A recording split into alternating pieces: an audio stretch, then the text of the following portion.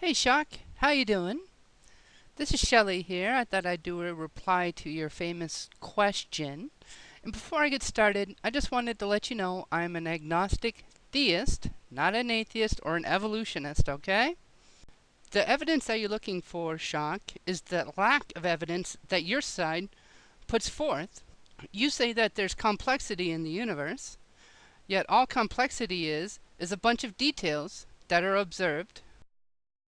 I've heard it said from dogmatic theists that they feel a certain sense of wonderment, a separation from their individual and connected to the whole universe. And it's this beautiful story.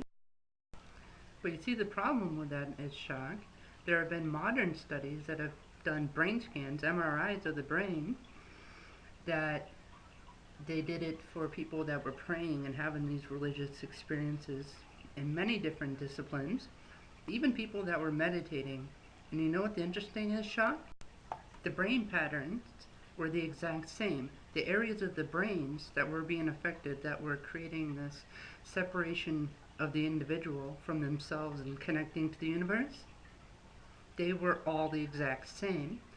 So appeals from personal experience are invalidated, and the argument could be made that the strength of a society or a nation could be measured by how well it treats its law-abiding minorities.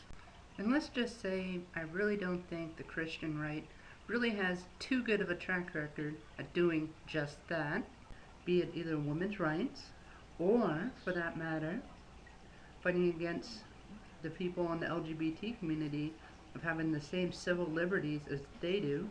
Christians have pretty much on the whole fought against these. And where does this sense of moral superiority come from?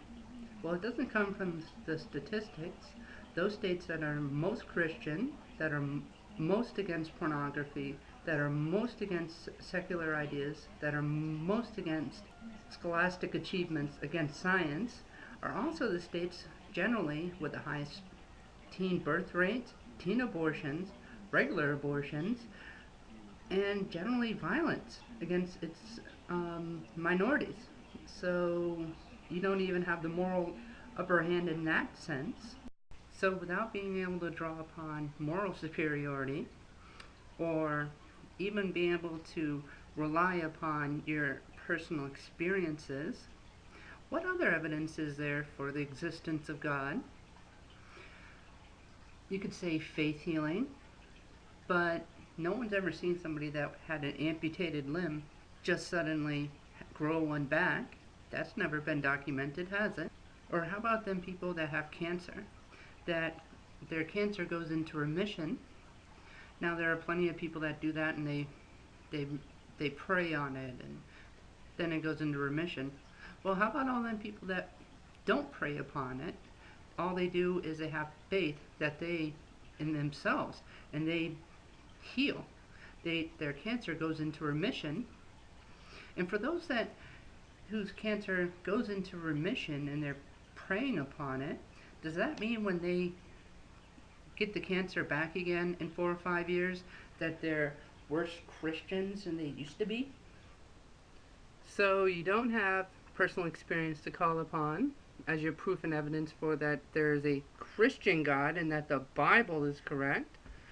There are many, many cases of documentation on contradictions in the Bible, entire passages being taken out, yet to you this is the unerring Word of God. Oh, and one more thing before I go. The Christian side says that science says that everything came from nothing. Well, that's not exactly what science says. But let's take a quick second to look at what the Christian side says. That an omnipotent, all-powerful being was created from nothing, or has existed for all time, then created the universe from nothing. I wonder which claim sounds crazier, and I wonder which one will actually get proved first.